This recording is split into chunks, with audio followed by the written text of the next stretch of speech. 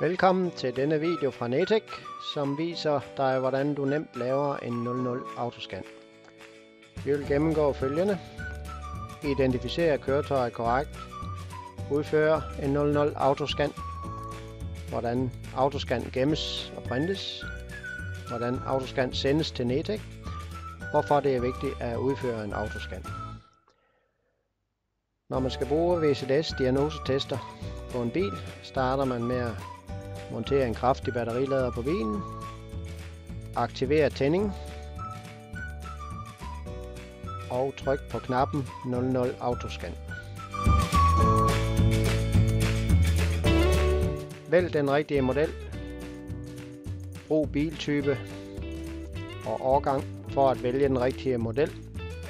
Biltype står normalt i stelnummer ciffer 7 og 8 og årgang i 10. ciffer. VZS er her tilsluttet en VV-op, og typekode i stelnummer er AA. Det er desværre ikke den officielle modelbetegnelse, som er 12. Derfor bliver der ofte vist begge betegnelser i listen for de modeller, der har samme betegnelse i stelnummer.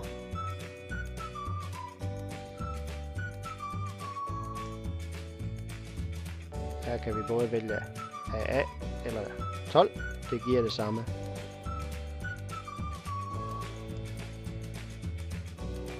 Tiende ciffer er D, og det er så en årgang 2013. Som standard er aggressiv funktion valgt. Hvis man fjerner fluebenet, svarer de viste fejlkoder i autoscan til det, som originaltester også viser. Der kan være flere fejlkoder, når aggressiv funktion er valgt. Tryk på knappen Start. Når autoscan er sat i gang, behøver man ikke at vente på, at den bliver færdig. Man kan arbejde på bilen, drikke kaffe, eller hvad man nu synes. Hver enkelt styrenhed, der er monteret på den pågældende bil, udlæses for reservedelsnummer, betegnelse, softwareversion, kodning, gemte fejlkoder. Afhængig af hvilken bilmodel man arbejder på, varer det i de fleste tilfælde et par minutter. Det er lidt hurtigere på denne.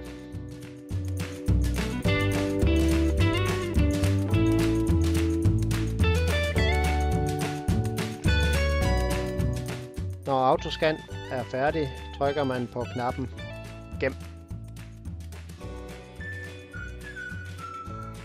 Man kan indtaste indregistreringsnummer, ordrenummer og eventuelt kilometerstand, hvis ikke det, som i dette tilfælde, automatisk er med.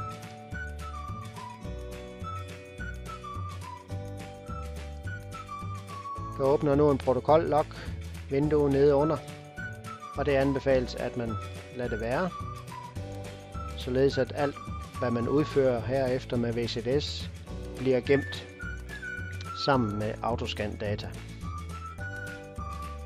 Og den lukker automatisk, når VZS afsluttes.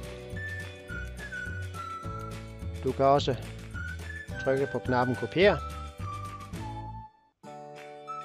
Så kan man indsætte autoscan data nemmere i upload-formular til Netek. Alle data kopieres i Windows buffer. I 00 autoscan for denne bil kan man se alle data fra de forskellige styrenheder, der er i den pågældende bil.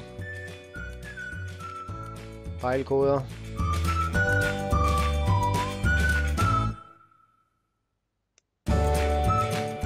Denne autoscan har taget 30 sekunder. Batterispænding. Start af autoscan og slut på autoscan.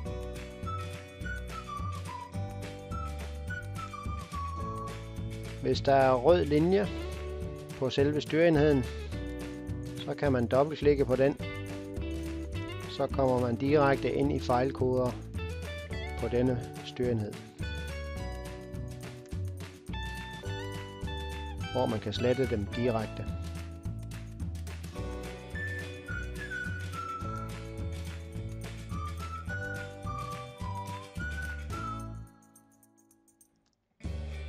For at sende den gemte 00 autoscan til Netec, trykker du på knappen Specialfunktioner for neden i midten.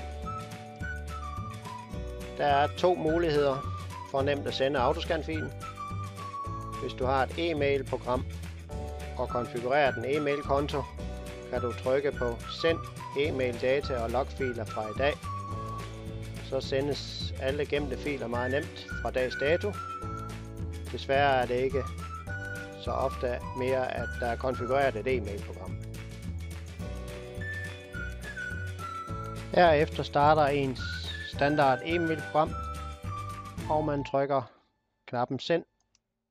Man kan også bruge knappen Upload data og logfiler, så startes Netecs hjemmeside på Indsend ECU-data. Indsend ECU-data er en formular, der skal udfyldes i denne rækkefølge.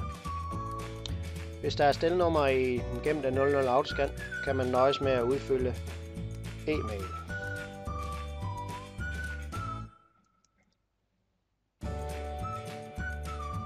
Og hvis man har trykket kopier-knap, dengang 00 autoscan var færdig, kan man højreklikke på det store hvide felt ud for Indsæt data her, og tryk Indsæt. Skriv en kommentar fra neden, eller besked.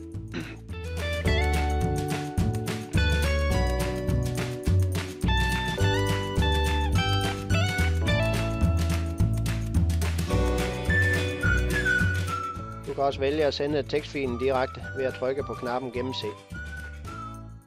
Så åbner mappen Stigfinderen, hvor man skal finde C-drevet, mappen Netec, VCDS, NEZ og logs. Nemmest at sortere efter dato. Finder man 00 autoscan. Tryk Åbn. Indtast kontrolnummeret, som bliver vist. Og tryk Send. Prøv det nogle gange, så er det meget nemt at huske. Jo flere 00 autoscan du sender, jo mere er du med til at udvikle VCDS. Gerne nogen, hvor der ikke er ændret på f.eks. kodning eller tilpasning.